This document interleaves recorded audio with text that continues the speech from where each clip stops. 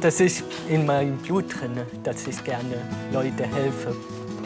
Hauptziel ist ja für mich als Azubi, die Ausbildung erfolgreich abzuschließen. Und da muss man vom Tag 1 bis zum Ende der Ausbildung motiviert sein, wie es in die Haarspitzen. Weil sonst kann man sich die Ausbildung auch gleich sparen. Und, ist angekommen? Mach mal du. Ah. Einen kurzen Moment, dann bin ich für Sie da. Ohne sie gäbe es in Weinstein keinen Noch einen Lebensmittelladen wunderschönen Tag. Guten Morgen. 2,67 € bitte.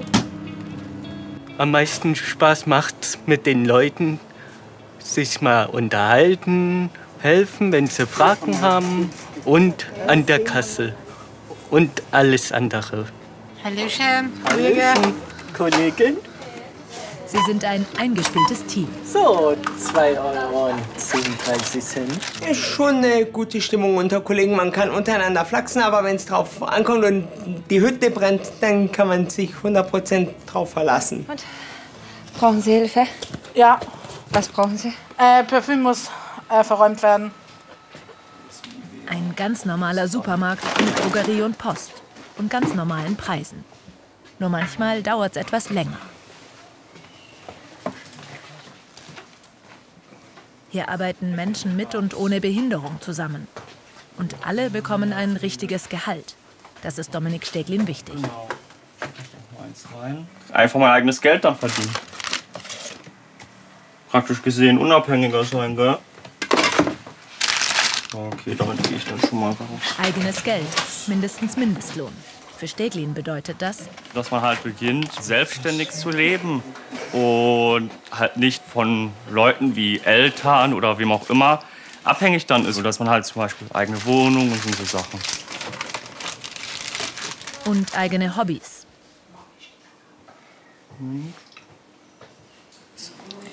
Plüschis. Mhm, also Stofftiere halt, im Deutschen.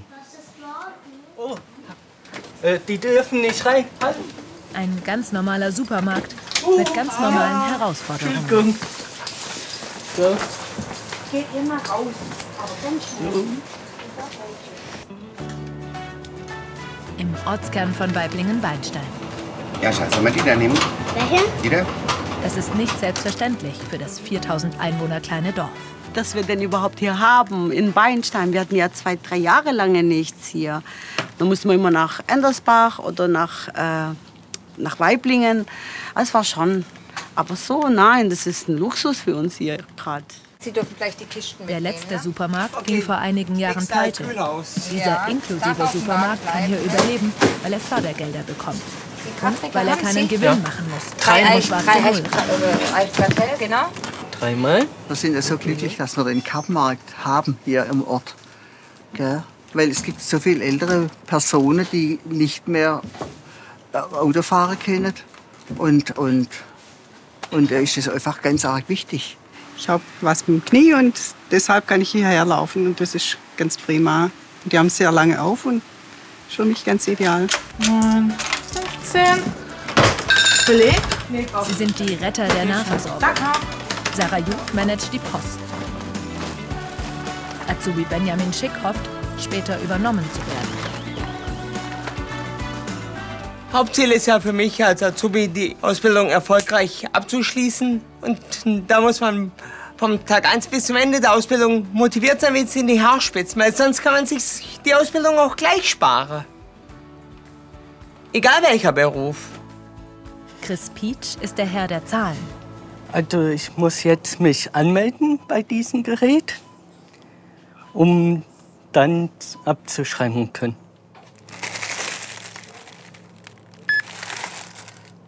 Ich bin einer, der sich die ganzen Nummern auch merkt. Das bin ich auch sehr stolz drüber, so eine große Verantwortung zu haben. Und die Chefin? Ich sage immer, wenn meine Mitarbeiter oder wenn ich meine Mitarbeiter fragen muss, dann habe ich es geschafft. Und der Herr Pietsch, der ist einfach toll. Der Kapp ist für uns wie eine Familie, richtig. Jeder hilft jedem. Natürlich knirscht's auch mal zwischendurch. Nee, ich hab's ja im Kopf. habe gerade nur noch ein bisschen, man streitet sich auch, aber so gehört auch eine Familie. So.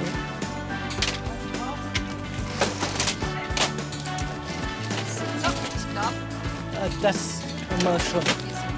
Jo.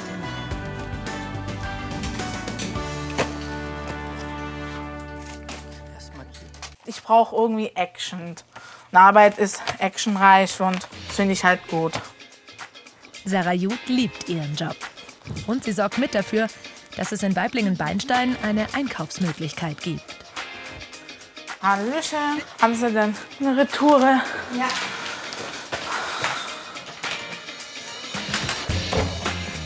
Hier arbeiten Menschen mit und ohne Behinderung zusammen. Am liebsten macht Sarah Jud die Post. Ich finde einfach die Post interessant, was halt alles gibt. Und da lernt man auch noch irgendwie Städten, wo die man noch nie gehört hat oder so.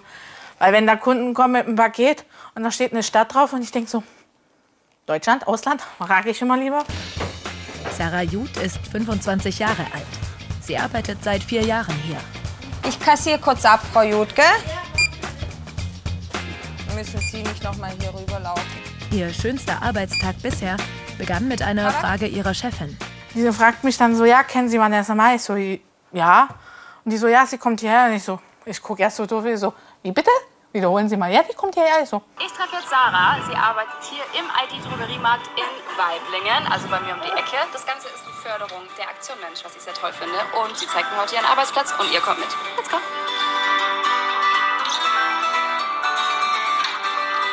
Das war dann schon was Schönes, weil es halt auch meine Lieblingssängerin ist und es war echt schön. Also das war halt schon Highlight und ich würde das auch irgendwie später immer noch mich dran erinnern. Ja. Hallo. Briefe zum Abgeben? Ja, ich hätte gerne Cadillac mit 85, bitte. Mhm.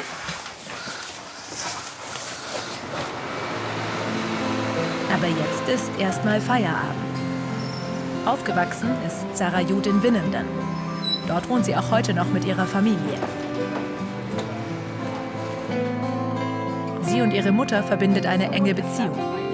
Auch weil sie viel zusammen geschafft haben. Also in der Schule hat sie immer Probleme gehabt mit Rechnen.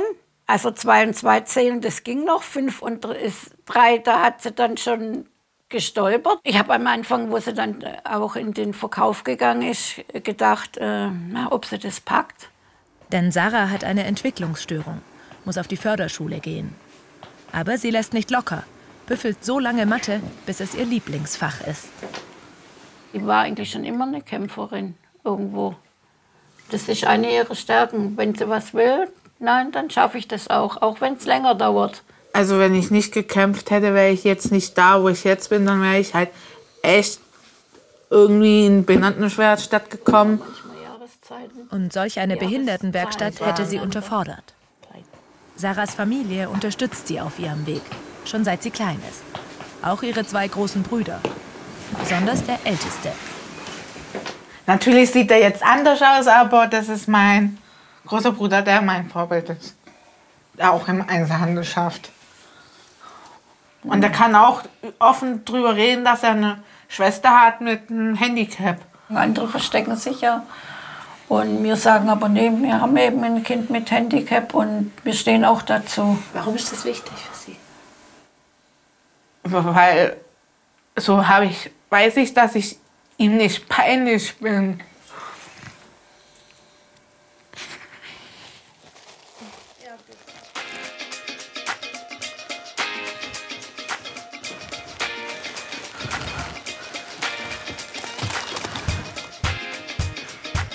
Ihr Job im Laden gibt Sarah Jud viel Energie, macht sie stolz, verändert sie. Das gibt mir noch mehr Selbstbewusstheit, so, was ich früher nicht so hatte, von in der Schulzeit her. Lass mich nicht mehr so schnell irgendwie unterkriegen oder so. Das gleich verschicken. Das auch. Und Preis aufschreiben, wie viel es kostet. Achtung. Das ist 1 Euro, das sind 85 Cent. 1 Euro. Sie ist souverän. Nicht nur mit Kunden und Kollegen, auch wenn der Oberchef mal vorbeikommt. Und wie lange wollen Sie noch bei uns bleiben? Für meinen Rest des Lebens. Das finde ich cool. Wenn Sie auch. Das finde ich cool. Ja, wollen wir gerne. Ja, weil Sie haben ja wirklich, Sie haben es wirklich gut, super gut entwickelt. Ich hab schon gesagt, ich gebe den Job nicht mehr her. Sarah Jud ist rundum zufrieden. Aber einen Wunsch hat sie noch. Weiter halt zu arbeiten und selber mal irgendwie eine Familie gründen oder so. Ja, aber das hat noch Zeit. Wir schauen noch mal richtig durch. Sie haben nicht richtig geschaut, ne? Schauen Sie mal. Schauen Sie mal.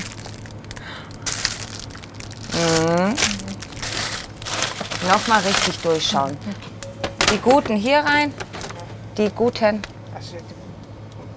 Immer wieder findet man was. Deswegen sagt man, Obst und Gemüse ist Chefsache. Aber auch mir passieren, dass ich mal Sachen vergesse. Also ich bin nicht perfekt. Perfekt muss hier auch niemand sein. Das ist Chefin Giuseppina Tomasi wichtig. Bis vor einigen Jahren hatte die gelernte Einzelhandelskauffrau noch kaum Kontakt zu Menschen mit Behinderung. Und jetzt arbeite ich mit Menschen mit Behinderung und könnte gar nicht ohne. Also ist einfach, ja. Chefin sein heißt für Giuseppina Tomasi, sie muss ihre Mitarbeitenden einfühlsam anleiten und gleichzeitig schauen, dass der Laden So, läuft. jetzt kommen Sie hier rüber zu mir. Ihr Supermarkt in Waiblingen-Beinstein bekommt zwar Fördergelder und muss keinen Gewinn machen, aber er muss sich tragen. Jetzt kommt der LKW. Warenlieferung. Pünktlich. Kurz vor 6 Uhr früh. Das ist schon Gewicht.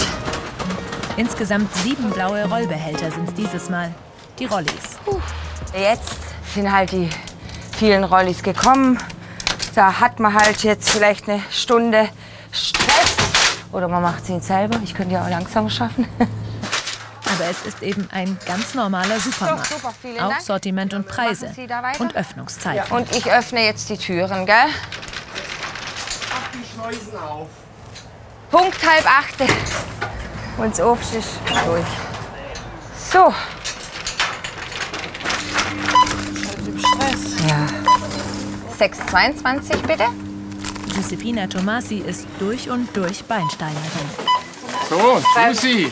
Beim 3. Mal gibt es den Kaffee dann heute, gell? Im Ernst? Sie kennt fast Den alle trinken wir in dann kleinen zusammen. Örtchen. Bei dir macht es aufgerundet 10 € Und macht Späße mit dem Ortsvorsteher, wenn er In die ganz Kaffeekasse. zufällig vorbeischaut. Schönen Tag dir. Bis zum nächsten Mach's gut. Mal. Bis Auf zum Aber im nächsten Mal. Ernst, er Ciao. ist stolz auf die Hilfsbereitschaft seiner Beinsteiner.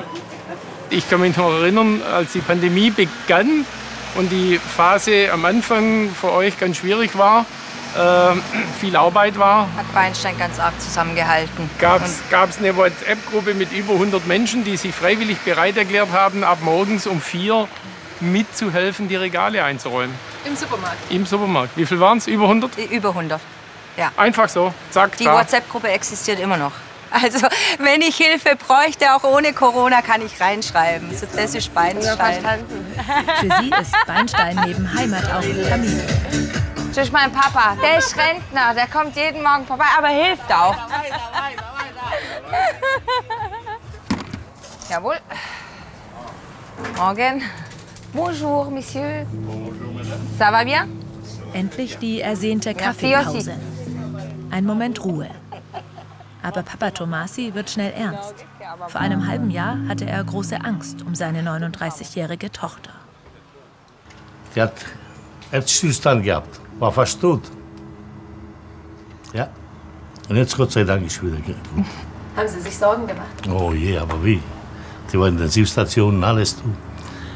Also an dem Tag, wo ich das gesehen habe, habe ich gesagt, die ist tot. Die hat sich nicht mehr bewegt, weiß ich gar nichts. Und dann haben sie reanimiert. 8 Minuten lang hat Giuseppina Tomasis Herz nicht mehr geschlagen. Aber sie überlebt. Ganz die alte, vielleicht zu 90%.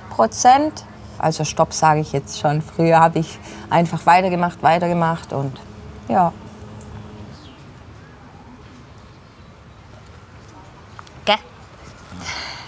Er ist plötzlich ganz ruhig geworden nach der Geschichte wieder, ne? Jetzt singt er plötzlich nicht mehr. Ciao, Papa. Familie Tomasi, ihre Eltern, Mann und Kinder sind immer für sie da.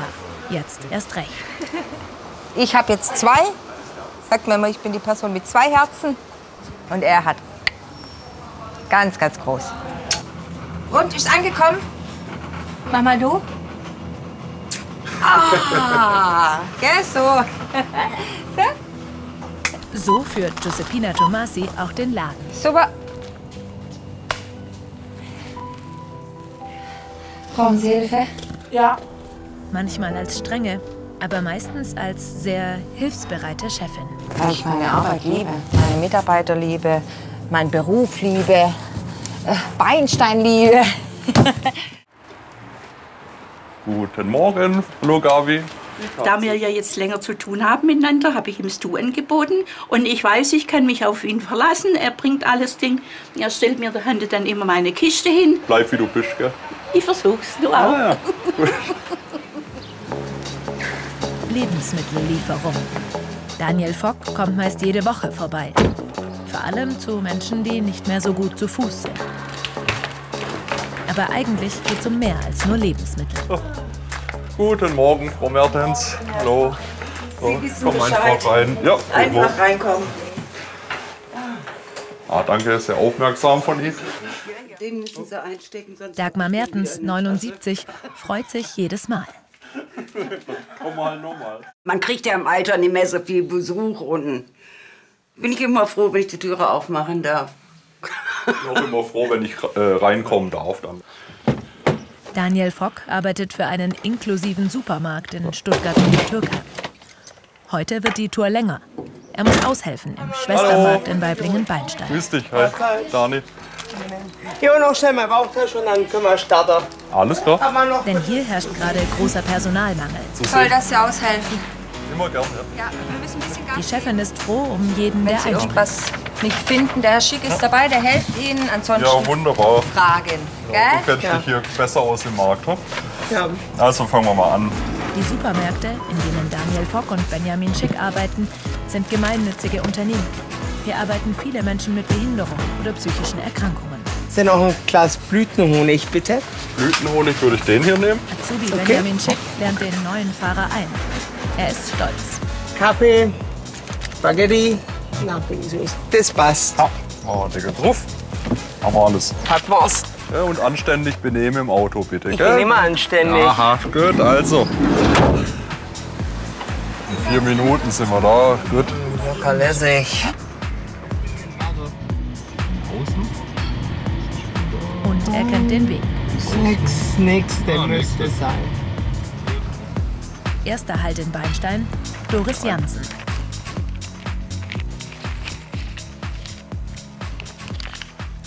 Hallo. Na ja, wie machen wir es? Bringen wir gern rein. Ja, hier. Natürlich. Eddie, Ja. noch 2-mal Milch. Ja. Soße Napoli. Gut. Und 2 Butter. Wunderbar. Frau Jansen, Sehr vielen schön. Dank für die Bestellung. Sehr Und gerne. bis nächste Woche, gell? Ich danke für die Lieferung. Ja. Laufen kann ich eigentlich nur ganz ordentlich, aber die Schlepperei ist natürlich beschwerlich. Und ich habe heute noch, wenn man Milch und Kartoffeln und Zeug kauft. Und da bin ich also sehr froh, wenn das so funktioniert. Danke. Tschüss, Frau Jansen. Ja. Nach dir. Geschafft. Und wie findet Benjamin Schick die Zusammenarbeit mit dem neuen Kollegen? Nichts geschmeckt, ist genug gelobt. Hätte ich jetzt auch gesagt. Okay. Ich mach Super, und dann komme ich gleich.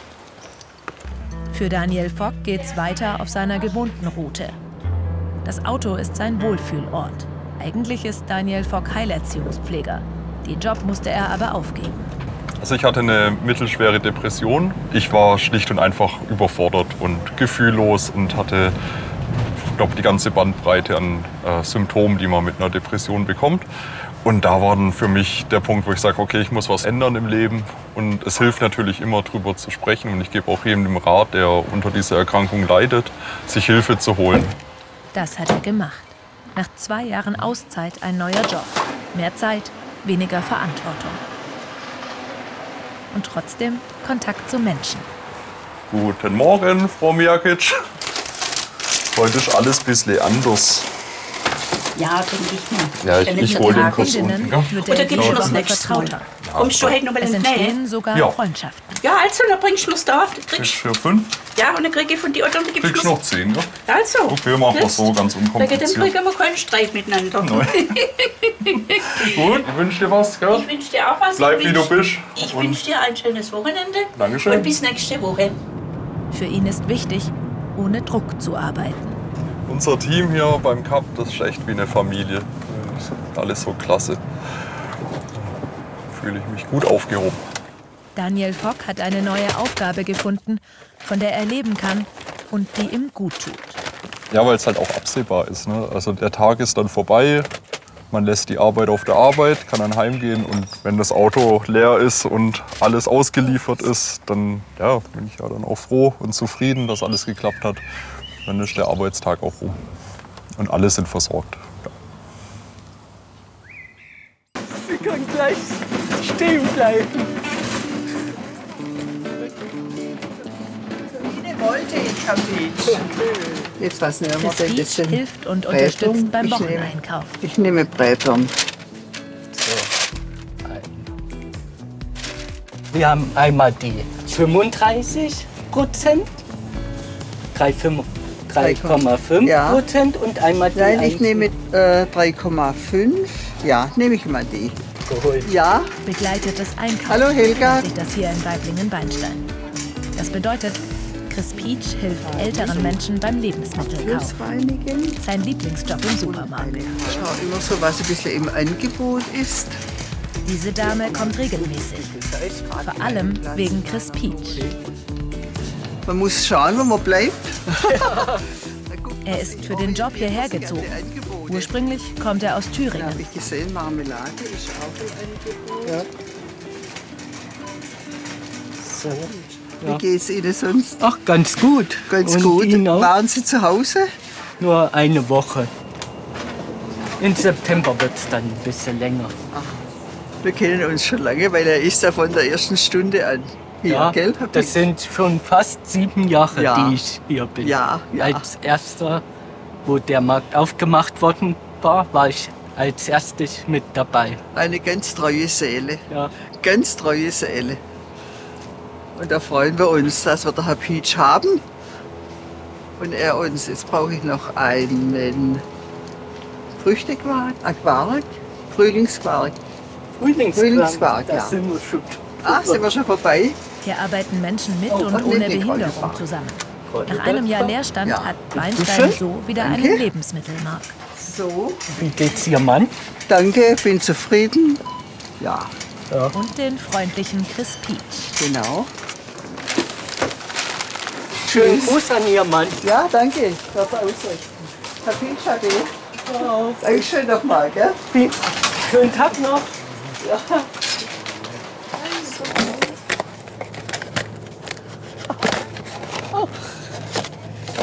Guten Morgen, Frau Schmid. Guten Morgen. Alles gut? Ja, Herr Peach, sind Sie schon wieder im Fokus? Ja. Wenn man freundlich ist und so, kriegt man es zurück. Und das möchte ich. Ich möchte auch den Kunden vermitteln, dass sie hier willkommen sind und so. Mit Freudigkeit und so. Dafür ist Chris Peach in ganz Beinstein inzwischen bekannt. Ach, haben Sie nicht gekriegt? Nee. Oh, schade. Okay, danke.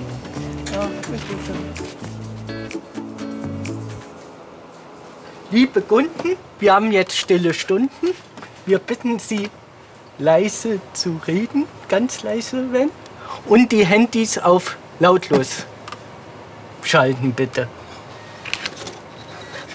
Stille Stunden.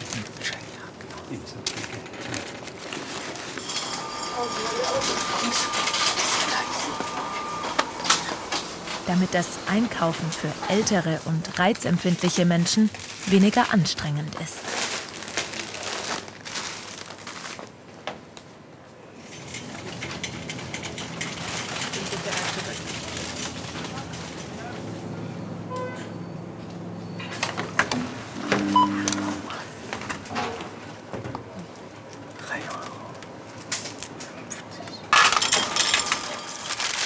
Auch Chris Pietsch mag diese Zeit. Nach 2 stillen Stunden ist dann wieder Normalbetrieb. 1 €. Und Chris Pietsch schaut, dass es auch dem Timo gut geht. Ja, das ist in meinem Blut drin, dass ich gerne Leute helfe. Und mir macht es auch Spaß, Leuten zu helfen. Und deswegen bin ich jetzt Verkäufer und so. Weil ich mag gerne unter Leuten zu sein. So, hallo.